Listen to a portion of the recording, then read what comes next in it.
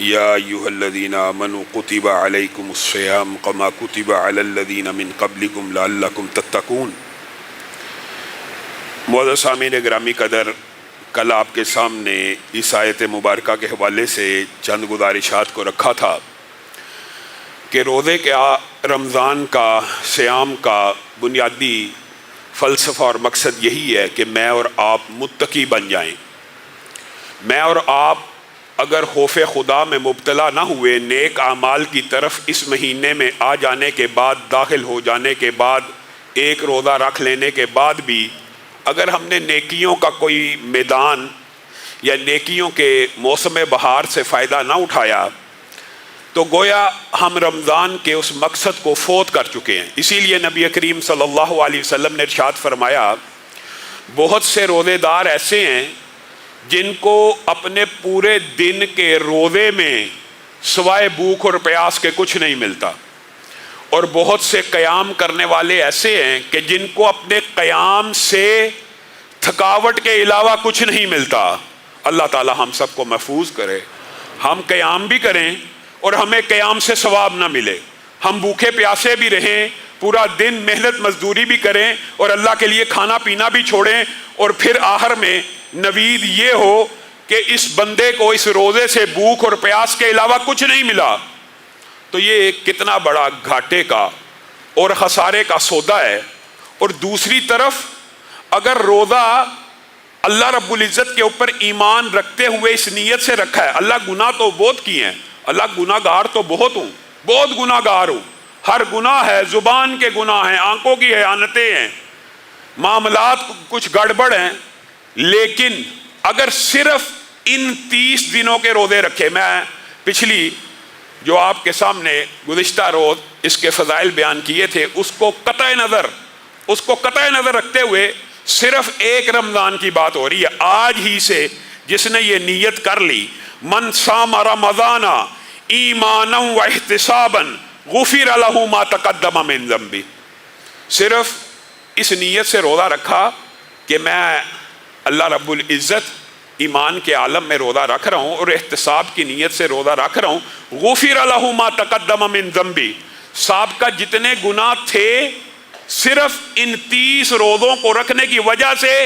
ایسے معاف ہو جائیں گے جیسے آج ماں کے پیٹ سے پیدا ہوا۔ اور صرف روزے رکھنے کے حوالے سے یہ بات نہیں ہے، بلکہ اگر آپ غور کریں تو اس سے ملتی جلتی 2 اور حدیثیں بھی ہیں، اور انشاءاللہ جب موقع آئے گا تو شہر رمضان الذی انزل فیہ القرآن کے حوالے سے تفصیلاً بات کریں گے۔ لیکن ایک حدیث بڑی اہم ہے، من قام رمضان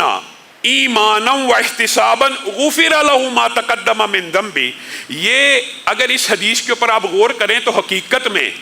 یہ حدیث رحمت کے باب میں سابقہ حدیث سے زیادہ ہے۔ روزہ رکھنا تو پھر بھی کسی کے لیے مشکل ہو سکتا ہے، روزہ رکھنا، پورے دن کی بھوک پیاس کاٹنا، جن کو ٹریننگ نہیں ہوتی، جن کی ترتیب اور تربیت اور ترتیب ایسی نہیں ہوتی، ان کو روزہ رکھنا ابتدائی طور پہ ہو سکتا مشکل لگے، لیکن ایمانداری سے بتلائیے 30 دن 8 رکعت تہجد پڑھنا یا 30 دن 11 رکعت، کل ملا کے 11 رکعت ہی بنتی ہے نا۔ نبی کریم صلی اللہ علیہ وسلم رمضان غیر رمضان 11 رکعت ہی قیام کیا کرتے تھے۔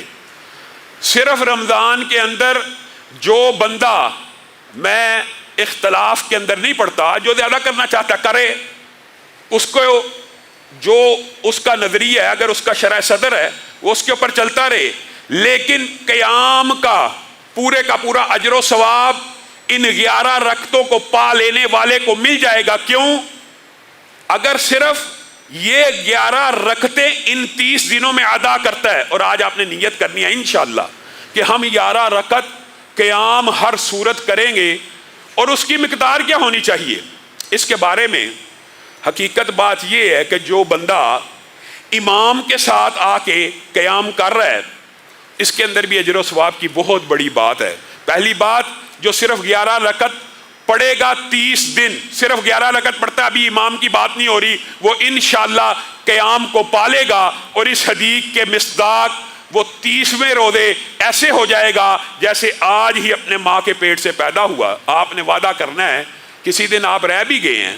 امام کے پیچھے نہیں بھی پڑھ سکے، تو آپ نے گھر کے اندر 11 رکعت کا قیام کرنا وعدہ کرتے ہیں انشاءاللہ؟ رمضان ہے، 30 دن ہے، گنتی کے دن ہے، گنتی کے دن ہے، اللہ بھی کہہ رہا ہے گنتی کے دن ہے، ان کے اندر کام کر لو، اللہ تعالیٰ کی طرف سے تمہیں اجر و ثواب میں کسی قسم کی کوئی کمی نظر نہیں آئے گی۔ ہاں دوسری بات یہ ہے کہ کیا امام کے ساتھ قیام کرنے والا بھی قیام کو پا لیتا ہے؟ تو اس کے بارے میں تو اضافی حدیث سے فوائد کی موجود ہیں کہ جو بندہ نبی کریم صلی اللہ علیہ وسلم نے ایک رات قیام کیا تو نبی کریم صلی اللہ علیہ وسلم نے آدھی رات تک قیام کروایا تو صحابہ کہنے لگے کاش آج صبح تک قیام ہو جاتا، کاش آج صبح تک ہی قیام ہو جاتا، پوری رات کھڑے رہتے۔ تو نبی کریم صلی اللہ علیہ وسلم نے امت کے اوپر تخفیف کرتے ہوئے، یہ اللہ کی طرف سے رحمتیں ہیں، یہ کتنی بڑی رحمت ہے، آپ گھر کے اندر 11 رکعت بھی پڑھ رہے ہیں، آپ کو قیام اللیل کا ثواب مل گیا۔ اور دوسری، آج کل اگرچہ ہمارا بھتیجا سہل بیٹا کچھ لمبی کراتا ہے لیکن یہ کوئی لمبی، اس کا بھی جو قیام ہے بعض ساتھی کہتے ہیں کوئی قطعاً لمبا نہیں ہے، لیکن وہ صحابہ آدھی رات کے قیام کے بعد کہہ رہے ہیں پوری رات کیوں نہیں کرایا؟ تو نبی کریم نے رحمت کی کتنی حدیم حدیث بیان کی کہ جو امام کے ساتھ قیام میں شامل ہوا اور امام کی مرضی ہے لمبا کرے یا چھوٹا، امام کے ساتھ قیام میں شامل ہو گیا اور امام کے ساتھ قیام سے نکل گیا، اب امام چاہے گھنٹے کا قیام کروا رہا ہے، چاہے آدھے گھنٹے کا کروا رہا ہے، چاہے 2 گھنٹے کا کروا رہا ہے، نبی کریم صلی اللہ علیہ وسلم نے ارشاد فرمایا اس کے لیے پوری رات کے قیام کا اجر و ثواب لکھ دیا جائے گا۔ اور اگر بات آئی ہے تو چند باتیں اور بھی پوری رات کے قیام کے حوالے سے سمجھ لیجئے کہ شاید پھر بعد میں اس بات کو دہرانے کا موقع نہ ملے۔ نبی کریم صلی اللہ علیہ وسلم نے ارشاد فرمایا، اور میرے بھائیوں انشاءاللہ آئندہ آنے والے دروس میں اس حوالے سے ضرور گفتگو کرنی ہے، کیونکہ یہ اسلام کا بنیادی رکن ہے نماز، اور اس کی طرف سے اگر ہم غفلت کرتے ہیں تو ہم کیسے مسلمان ہیں؟ پھر ہم نام ہی کے مسلمان ہیں، اگر اسی میں غفلت میں مبتلا ہیں تو صحیح معنوں میں مسلمانی کا حق ادا نہیں کیا۔ نبی کریم صلی اللہ علیہ وسلم نے ایک جو جزوی بات ہے وہ سمجھ لیجئے جو قیام کے حوالے سے ہے، ارشاد فرمایا جو بندہ رات کو عشاء کی نماز امام کے ساتھ ادا کرتا ہے، یہاں پہ اب اضافی تہجد کی بات نہیں ہو رہی، یہ آپ کو ایک اضافی فائدے کی بات بتلا رہا ہوں، صرف امام کے ساتھ عشاء کی نماز پڑھنے والا ایسے ہے کہ اس نے آدھی رات کا قیام کر لیا اور اسی رات کی فجر کو جو آنے والی ہے اس فجر میں بھی امام کے پیچھے باجماعت نماز کو ادا کر لیا، تو اس بندے کے اوپر اللہ رب العزت پوری رات کا قیام اجر و ثواب کے لیے لکھ دیتا ہے۔ صرف عشاء کی نماز باجماعت، صرف فجر کی نماز باجماعت، پوری رات کا قیام آپ کے نامہ اعمال میں لکھ دیا گیا، اور کیا چاہیے؟ اور اسی پر بس نہیں ہے، جزوی طور پہ قیام اللیل کی محدثین نے جو احادیث اکٹھی کی ہیں ان میں ایک حدیث یہ بھی ہے کہ کوئی بندہ صرف 100 آیات کے ساتھ قیام کرتا ہے، اور بعد نے لکھا نہیں صرف تلاوت کر لے، لیکن حقیقت یہ ہے کہ 100 آیتوں کے ساتھ جو بندہ قیام کرتا ہے، اور 100 آیتیں اگر آپ 30ویں اور 29ویں پارے میں چلے جائیں آپ کے سامنے پہلے کئی مرتبہ رکھ چکا ہوں، اور انشاءاللہ قرآن پاک کے جب مضامین شروع کریں گے وہاں پہ مفصل طور پہ رکھیں گے، 29واں اور 30واں پارہ اگر آپ ان کی آیتوں کی تعداد گنے کتنی بنتی ہے؟ 1000 سے زائد آیتیں بنتی ہیں 29ویں اور 30ویں پارے کی، 1000 سے زائد آیتیں۔ اور نبی کریم کی یہ حدیث بھی صحیح ہے کہ جس نے 1000 آیتوں کا قیام کیا اس کے مقدر میں ایسا خزانہ لکھ دیا جاتا ہے کہ زمین و آسمان جمع ہو جائیں، اس خزانے کی قدر و قیمت کو ادا نہیں کر سکتے۔ پھر کسی دن آپ اٹھا کیجئے، رمضان کی راتیں ہیں، موقع ہے، 2 رکعت میں 2 پارے پڑھنا کیا مشکل ہے، 1000 آیتوں کا قیام بھی ہو گیا، لیکن جو حدیث آپ کے سامنے رکھ رہا ہوں وہ صرف 100 آیتوں کے بارے میں ہے۔ جس بندے نے صرف 100 آیتوں کا قیام کیا اس کے نامہ اعمال میں پوری رات کا قیام لکھ دیا جاتا ہے، پوری رات کا قیام۔ اور اسی پر بس نہیں ہے، ایک اور حدیث بھی اسی فائدے کے حوالے سے موجود ہے، سورۃ بقرہ کی آخری 2 آیتیں جس نے پڑھی وہ پوری رات کے لیے کافی ہو گئی، اور اس کفایت کے مقصد کے نیچے محدثین نے لکھا گویا پوری رات کا قیام اس کے نامہ اعمال میں لکھ دیا گیا۔ من قام رمضان ایمانا و احتسابا، غفر لہ ما تقدم من ذنبی، جو صرف ان تین آپ نے اب یہ اپنی تربیت اور اصلاح کرنی ہے، ٹریننگ کرنی ہے، ان چاروں حدیثوں میں سے جو چار کے چار اعمال پوری رات کے قیام کے نبی کریم نے آپ کو بتا دیے، ایک بھی مس نہ کریں،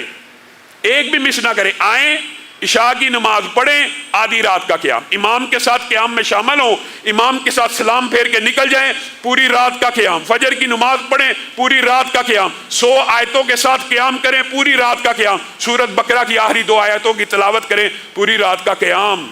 من قام رمضان، تو کیا اس حدیث کا اجر و ثواب آپ کو ملے گا کہ نہیں؟ من قام رمضان ایمانا واحتسابا غفر لہ ما تقدم من ذنبی۔ اور پھر آپ حیران رہ جائیں گے، اللہ رب العزت نے رمضان کے اندر بھی اجر و ثواب دینے میں کسی قسم کی کوئی کسر نہیں چھوڑی۔ اور حقیقت بات یہی ہے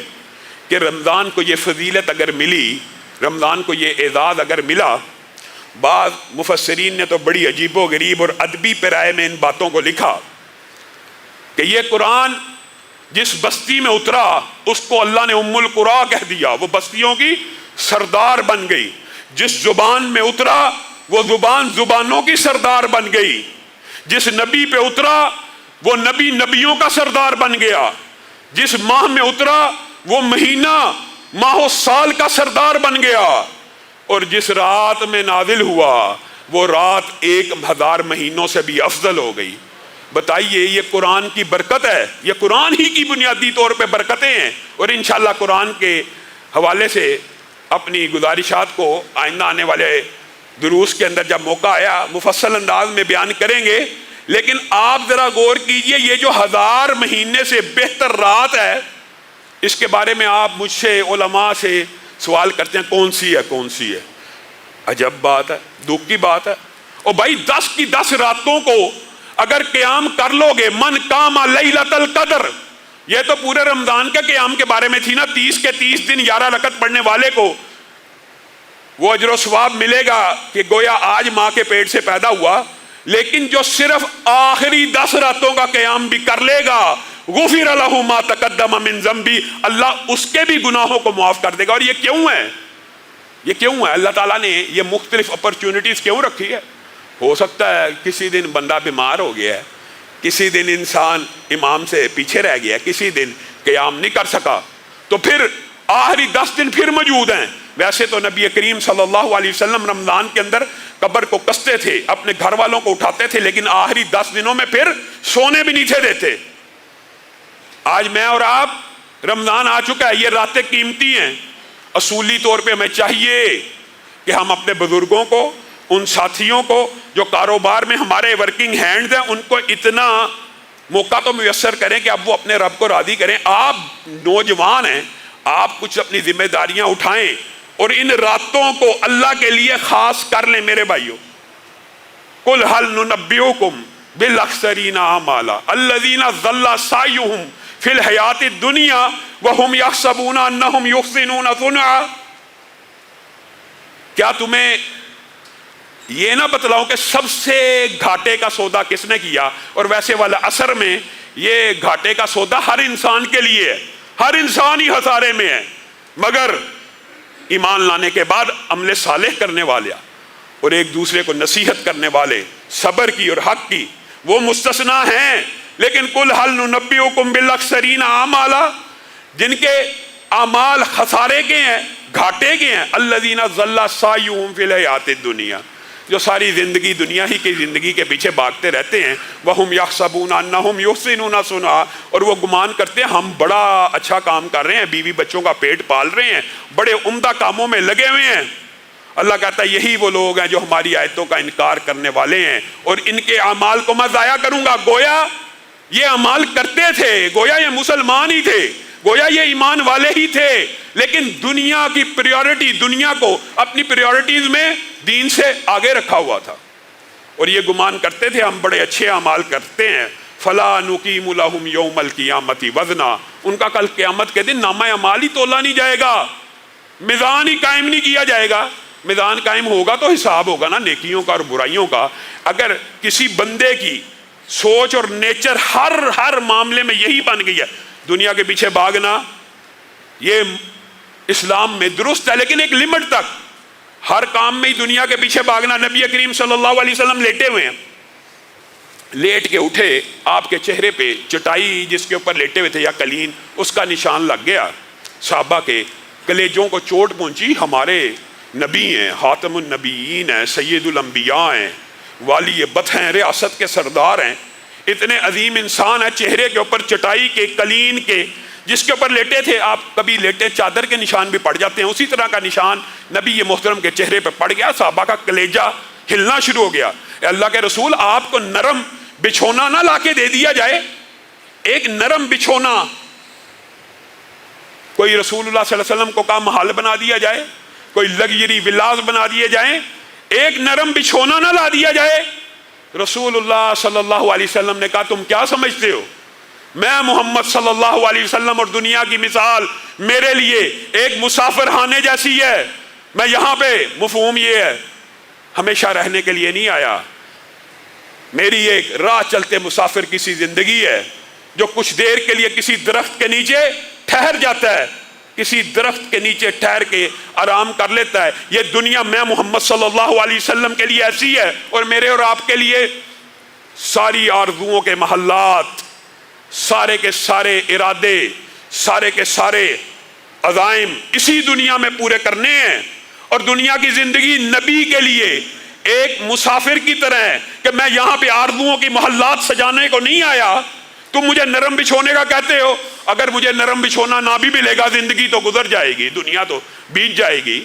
مجھے نرم بچھونے سے کیا لینا دینا. اور میرے صحابہ, ایک مرتبہ نبی کریم نے دنیا کی حقیقت کو بیان کرنے کے لیے صحابہ کو اکٹھا کر بھی لیا, اور میرے صحابہ وہ سامنے پہاڑی کے اوپر ایک مردہ بکری کا بچہ پڑا ہوا ہے, کون ہے جو مجھ سے ایک درہم میں خریدے گا. صحابہ کہنے لگے کوئی بے وقوف ہی ہوگا, اے اللہ کے رسول, جو ایک درہم ایک مردہ بدبودار بکری کے بچے کو جو مرا ہوا ہے اس کے لیے استعمال کرے گا, وہ بے وقوف ہی ہوگا. کہا یہ بکری کا بچہ تمہاری نظر میں جتنا حقیر ہے, اللہ کی قسم پوری دنیا اللہ کی نظر میں اس سے بھی زیادہ حقیر ہے. اس دنیا کے پیچھے ایک دوسرے کے مال کو لوٹ رہے ہو, ایک دوسرے کے ساتھ خیانت کر رہے ہو, ایک دوسرے کا حق مار رہے ہو, بہنوں کو حصے نہیں مل رہے, وراثتیں صحیح تقسیم نہیں ہو رہی. اس دنیا کے مال کے لیے سود کھا رہے ہو, خیانتیں کر رہے ہو. یہ مال جتنا مرضی سونا تیرے پاس ہو, جتنی مرضی چاندی تیرے پاس ہو, جتنے مرضی ہیرے تیرے پاس ہو, وَلِلَّهِ مِيرَاثُ السَّمَاوَاتِ, اور صرف آسمان کی نہیں زمین کی میراث بھی اللہ کی. اللہ کی قسم دنیا میں کوئی ایسا نہیں ہے. یہ اللہ تعالیٰ نے عجیب و غریب آیت بیان کی ہے, اگر بندہ غور کرے عقل ٹھکانے آ جائے. جتنا سونا زمین پہ نازل ہوا ہے یہ زمین پہ ہی رہ جانا ہے, صرف انتقال ہوتا ہے, صرف منتقلی ہوتی ہے. کوئی بندہ کھا نہیں جاتا, کوئی بندہ اس کو ہضم نہیں کر جاتا. ڈیکوریشن کی چیز ہے, اسی دنیا میں رہ جانی ہے اور وارثوں کے لیے چھوڑ کے چلے جانی ہے اس دنیا کے پیچھے. اسی لیے رسول اللہ صلی اللہ علیہ وسلم نے ایک مرتبہ عبداللہ ابن عمر کو پکڑ بھی لیا اور کہا بیٹے کن فی الدنیا کانک غریب او عابر السبیل, ہے میرے بیٹے دنیا اس طرح گزار جیسے تو اجنبی ہے. یہاں پہ جو اجنبی کا ترجمہ ہے اس کی صحیح ٹرانسلیشن شاید علماء بھی آپ کو نہیں سمجھا سکتے, جو عربی جاننے والے ہیں وہی سمجھ سکتے ہیں. کن فی الدنیا کانک غریب, دنیا میں ایسے رہ کہ نہ تو دنیا کو جانتا ہو اور نہ دنیا کو تیرا پتا ہو. یعنی اس سے ایک مفہوم یہ بھی نکلتا ہے کہ دنیا میں اجنبی بن کے رہ, اور ایک مفہوم یہ بھی نکلتا ہے کہ دنیا کے پیسے کی نہ تجھے ہوس ہو, نہ دنیا کو تیرا پتا ہو, نہ تجھے دنیا کا پتا ہو. یا ایک مسافر کی طرح گزار لے کہ جس کے پاس دنیا کا کچھ سامان تو ہوتا ہے کہ زندگی بسر کرنی ہے بس. اور پھر عبداللہ ابن عمر کہا کرتے تھے, نبی کریم کی یہ حدیث بیان کر کے نا وہ کہا کرتے تھے کہ میں کہتا ہوں جس دن کا سورج طلوع ہو جائے اس دن یہ انتظار نہ کرنا کہ آج شام بھی دیکھنا نصیب ہوگی, اور جو سورج غروب ہو جائے پھر کبھی یہ نہ سوچنا کہ کل صبح کا دن دیکھنا بھی نصیب ہونا ہے. یہ جو نصیحت ہے کا انداز ہے, اس کے اندر کیا حکمت ہے, یہ کیسا انداز ہے کہ عبداللہ ابن عمر یہ کہا کرتے تھے سمجھنے والے سمجھ جاتے ہیں اس کے اندر کیا حکمت اور دنائی کی بات پوشیدہ ہے۔ وہ یہ ہے کہ اگر بندہ یہ گمان کر لے آج آپ میں سے کسی کو، کہنے والے کو بھی اور سب سننے والوں میں سے کسی ایک کو یہ گارنٹی مل جائے، پتہ لگ جائے آج آخری دن ہے، ایمانداری سے بتلائیے گا، ایمانداری سے آپ میں سے کسی ایک کو یہ 100% یقین ہو میری زندگی کا آخری دن ہے، تو کیا آپ اس دن کا 1 سیکنڈ بھی ضائع کریں گے؟ اللہ کی قسم آپ جٹ جائیں گے کہ رب کے سامنے آج پیش ہو جانا ہے تو اپنے رب کو عمدگی سے، طریقے سے منا لوں۔ اسی لیے ابن جوزی کا آپ کے سامنے کول رکھا تھا کہ اللہ کی قسم قبر والوں کو 1 دن کی مہلت بھی ملے دنیا میں آنے کی تو وہ کیا تمنا کریں گے، کاش ہمیں رمضان کا 1 دن مل جائے۔ اسی لیے عبداللہ ابن عمر کہہ رہے ہیں جو دن شروع کر رہے ہو یہ نہ سوچنا کہ اس کی شام بھی دیکھنی ہے۔ آپ اگر اپنی لائف کو اس طرح گزاریں گے کہ ہر دن آخری دن، ہر رات آخری رات، تو اللہ کی قسم آپ کی زندگی کا وہ دن آخری دن آ ہی جانا ہے، وہ رات آخری رات آ ہی جانی ہے کہ جس رات کو اور دن کو آپ اللہ کو منانے میں لگے ہوئے ہیں اور اپنے رب کے سامنے کھڑے ہونے کا انتظار کر رہے ہیں، وہ دن آ جانا ہے۔ ہمیں کیا پتا وہ کون سا دن ہے۔ جناب طلحہ بن عبید اللہ کی جو حدیث آپ کے سامنے رکھی تھی جمعے کے اندر، وہ کتنی عظیم حدیث ہے کہ ایک بندہ عبادت گزار شہید ہو گیا 1 سال پہلے، اور ایک بندہ کم عبادت گزار تبھی موت فوت ہو گیا، تبھی موت فوت ہونے والا 1 درجہ اوپر ہے، اور صرف 2 باتیں اس کو کہی جا رہی ہیں، صرف 2 باتیں۔ اے اللہ کے رسول یہ کیسے ممکن ہے؟ صحابی بھی کہ خواب میں دیکھا ہے، کیسے ممکن ہے؟ وہ کم عبادت گزار ہے، وہ اوپر کیسے چلا گیا؟ رسول اللہ صلی اللہ علیہ وسلم نے 2 عمدہ باتیں بیان کی ہے۔ کیا اس نے زندگی میں 1 رمضان زیادہ نہیں تھا پایا؟ کیا اس نے 1 سال زیادہ نمازیں نہیں تھی پڑھی؟ گویا یہ جو فرائض ہیں انسان یہ سمجھتا ہے یہ ہمارے پر بوجھ ہے، ہمارے پر فرض کر دیا گیا ہے۔ فرض کر دینے کے بعد اس کا اجر و ثواب بھی بے حد زیادہ ہے کہ کم عبادت کرنے والا اور تبھی موت فوت ہونے والا صرف 1 رمضان کے زیادہ روزے رکھنے کی وجہ سے اور 1 سال کی نماز فرض جو ہیں زیادہ پڑھنے کی وجہ سے اس جنتی سے اتنا اوپر ہے کہ جتنا آسمان اور زمین کا فاصلہ ہے۔ میں نے اور آپ نے اس رمضان سے یہ دروس اور یہ عبرتیں حاصل کرنی ہیں، تبھی ہماری زندگی میں اصلاح آنی ہے۔ اللہ رب العزت جو کہا گیا، جو سنا گیا، اس کو سمجھنے کی توفیق عنایت فرمائے۔ سبحان ربک رب العزت عما یصفون وسلام علی المرسلین والحمد للہ رب العالمین۔